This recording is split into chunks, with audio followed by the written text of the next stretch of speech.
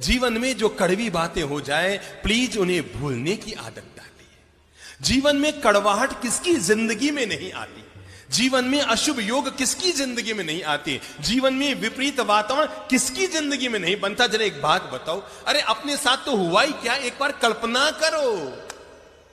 सीता कौन थी बोलो तो? लक्ष्मी का अवतार। सीता कौन थी?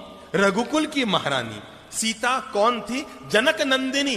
सीता कौन थी? भगवान की पत्नी। अब जरा कल्पना करो तो, पैदा होने के लिए रामायण कहती है उन्हें मां की कोख न मिली, जमीन को फाड़ कर आना पड़ा।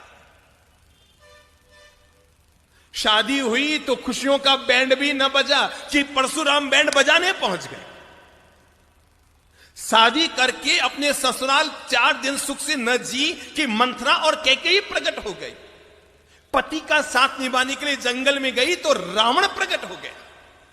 रावण के चंगुल से निकल कर आई तो अग्नि प्रकट हो गई। अग्नि परीक्षा में निकल कर आई तो धोबी प्रकट हो गया।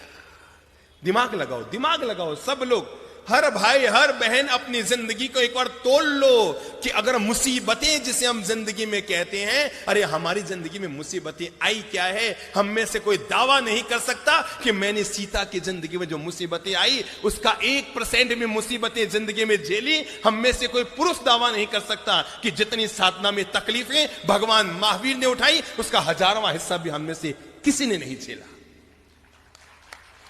किसी ने नहीं झेला। पर जरा देखो तो सही, मां की कोख नहीं, परशुराम आ गया, कैकेयी प्रकट हो गई, रावण प्रकट हो गया, अग्नि प्रकट हो गई, धोबी प्रकट हो गया। सीता को फिर वनवास जाना पड़ा। रघुकुल की महारानी को, भगवान की पत्नी को, लक्ष्मी के अवतार को अपनी संतानों को जन्म देने के लिए किसी ऋषि के आश्रम में जाकर शरण लेनी। हमारी हालत उससे बोलो अच्छी?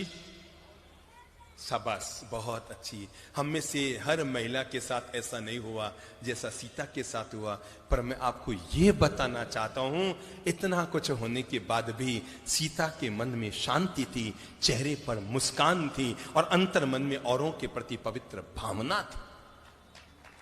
मैंने इसलिए कहा, जीवन में बुरा वक्त तो कभी भी किसी के साथ जीवन में आ सकता है, लेकिन बुरा वक्त आने के बाद भी जब वो वक्त बीत गया, हो गया सो हो गया, जो बीत गई सो बात गई, तकदीर का शिकवा कौन करे, जो तीर कमा से निकल गया उस तीर का पीछा कौन करे।